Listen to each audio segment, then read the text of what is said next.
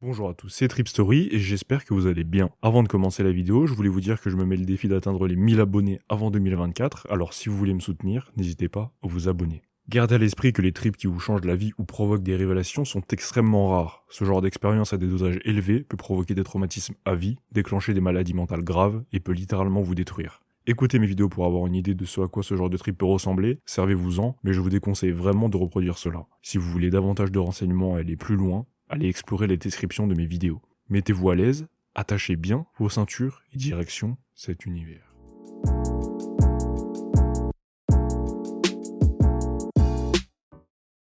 L'histoire suivante raconte le jour où ma vie a changé de manière positive à la suite d'un voyage aux champignons très puissant. Il y a environ 6 mois, je vivais en Indonésie, en tant que moniteur de surf. Le travail était incroyable, je surfais toute la journée, je traînais avec de belles filles et je vivais dans une île paradisiaque. J'avais déjà pris des champignons environ 10 fois. Je prenais habituellement une dose, puis j'allais explorer l'île. Je traînais sur la plage et je me baladais. Quoi qu'il en soit, j'ai eu beaucoup de plaisir avec ces voyages et je n'ai eu que des expériences positives chaleureuses. J'ai eu quelques jours de congé et tous mes amis étaient partis sur une autre île. J'ai décidé de rester parce que j'avais un rendez-vous avec une fille et je voulais lui montrer certains de mes endroits préférés dans la région. J'avais un après-midi libre et j'ai décidé de prendre des champignons, de partir tout l'après-midi puis de la retrouver pour boire un verre plus tard dans la nuit quand les champis auront disparu. Enfin, c'était le plan de base. 50 minutes après avoir consommé, je n'avais toujours rien.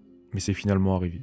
Et c'est arrivé très fort d'un coup. Je regarde mon écran d'ordinateur, mais impossible de me concentrer. Les sons de l'extérieur semblent faibles et distants. Je commence à transpirer et à avoir un peu la nausée. Je vais prendre une douche. Je me déshabille et je plonge sous la douche et... oh la dinguerie. Le sentiment est incroyable. Mettant ma tête sous le jet et ouvrant mes yeux pour voir la cascade d'eau comme un écran filtrant mon monde qui désobéit rapidement à tout sens de la réalité que j'avais auparavant. C'est la meilleure douche de ma vie. Je m'amuse tellement.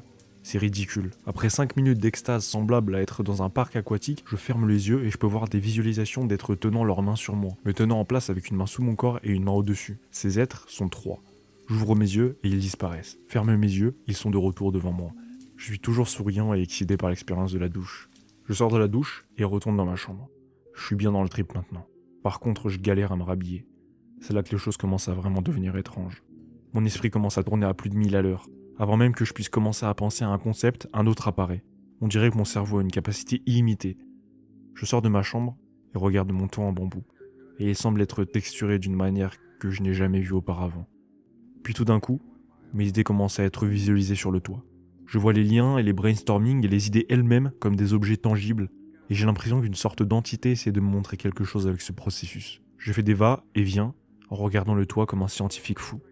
Je dois ressembler à un malade mental. Je vois mes rêves et mes idées de ce que j'aimerais être plus tard dans la vie, et j'ai l'impression qu'on me dit quelque chose. Je suis capable de travailler dur, mais actuellement ce n'est pas le cas du tout. J'étais coincé dans un style de vie agréable qui ne bougeait pas. J'étais statique. Chaque jour, bien qu'agréable, était un jour où je n'avançais pas pour mes rêves. Quelque chose m'était apparu évident. Un changement devait être fait par moi, ou ce serait fait pour moi. J'avais aussi la capacité de sentir une énergie que je ne peux pas décrire. Mais quelque chose comme le concept d'interconnexion de toutes choses en ce monde par cette même énergie. Est-ce que certains d'entre vous ont déjà ressenti ça en tripant ? Sur le moment, j'avais l'impression de pouvoir utiliser cette ressource illimitée chaque fois que j'en avais besoin. J'avais également un grand sentiment de gratitude qu'on m'ait montré cela. J'avais le sentiment que j'avais besoin d'arrêter d'hésiter et de revenir chez moi pour réaliser mon rêve de posséder ma propre entreprise de voyage. J'avais l'impression que c'était trop pour moi. J'avais besoin de sortir. J'ai attrapé des lunettes de soleil et je suis sorti. Il y avait un groupe d'Indonésiens autour de mon vélo qui essayaient de le voler ou je ne sais quoi d'autre. Mes vélos étant eux-mêmes volés, j'ai eu peur et dans la paranoïa, je me suis rapidement dirigé dans la direction opposée. Je remonte la route d'environ 50 mètres en direction d'une plage au coin de la rue que les gens visitent rarement. J'arrive et voilà que je tombe sur Lisa, la fille avec qui j'avais un rendez-vous plus tard ce soir. Je ne suis pas en état de parler avec elle, alors je me mets à marmonner des mots à moi-même en faisant comme si je ne la voyais pas. Heureusement que j'avais des lunettes de soleil, même si ça a dû paraître vraiment bizarre. Je marche autour des rochers, ce qui devient de plus en plus difficile. Le paysage que je connais bien a changé totalement, et les roches autrefois robustes et fiables semblent bouger et tenter de me déséquilibrer à chaque pas que je fais. Quand j'arrive enfin à la plage, on dirait qu'elle a pris toutes les caractéristiques de la lune et qu'elle bouge comme un château gonflable. Il y a des pierres partout qui me font mal aux pieds et les lois de la gravité ne semblent pas s'appliquer ici. Je lutte. Mes pieds s'enfoncent dans le sable mou et je fais que de trébucher. Je commence à me sentir mal. J'ai trop chaud. Je décide de me baigner, mais je le regrette immédiatement, car je semble faire partie de l'eau dès que je plonge dans l'océan, mais mon ne fonctionne pas correctement. Un sauveteur professionnel réduit à l'état d'un enfant de 3 ans qui ne sait pas nager. Je parviens à toucher le fond et à m'en sortir de justesse. Rappelez-vous que se baigner en trip est quelque chose qui peut vraiment mal tourner, alors soyez accompagné ou juste ne le faites pas, car c'est très dangereux. Je commence vraiment à me sentir mal. Mes membres perdent leur fonction. J'ai du mal à marcher. Je commence à paniquer. J'ai des pensées noires, j'ai l'impression que ces champignons étaient du poison et que c'est ma faim. Je tombe sur le sable et je suis assis à regarder la baie. L'océan est incroyablement bleu et radieux. La golden hour peinte en or et rose. Tout semble incroyablement beau. Je me dis que ce n'est pas une mauvaise vue pour finir ici. Non putain, je dois vivre. Je dois rentrer à la maison et appeler mon ami, qui lui est un expérimenté. Il saura quoi faire. Je commence lentement à rentrer à la maison, le long de la plage, et je commence à me sentir un peu mieux. Après quelques minutes, je remarque qu'il y a un nombre inhabituellement grand d'Indonésiens dans les bateaux se dirigeant vers l'embouchure de la baie. J'entends des motos arriver. Tout d'un coup, je vois un Indo au coin de la rue. Il ne me voit pas au début, mais on se reconnaît. Et j'arrive à lui demander où il va. Il me dit quelque chose, mais je ne comprends pas. Mais il pointe vers le haut de la colline, où mon ami Fernando a une maison. Puis il se met à courir dans cette direction. Oh putain, ils en ont après Fernando. Il a un statut plus ou moins légal en Indonésie. Il nous a dit que si des gens venaient, ça se passerait sûrement très mal. Je suis sorti du sentier et je suis en train de me frayer un chemin à travers la forêt. Après avoir marché un moment, dans ce qui semblait être une jungle, je décide de ne pas continuer. Ce n'est pas une bonne idée. Je m'assois dans une petite clairière au-dessus de l'océan et je commence lentement à reprendre le contrôle de la réalité. Au bout de 45 minutes, le soleil s'est presque couché. Je rentre au moment où il commence à faire sombre. Je me suis assis et j'ai analysé l'expérience sur mon porche à mon retour. Un sentiment de soulagement et de contentement extrême s'installait en moi.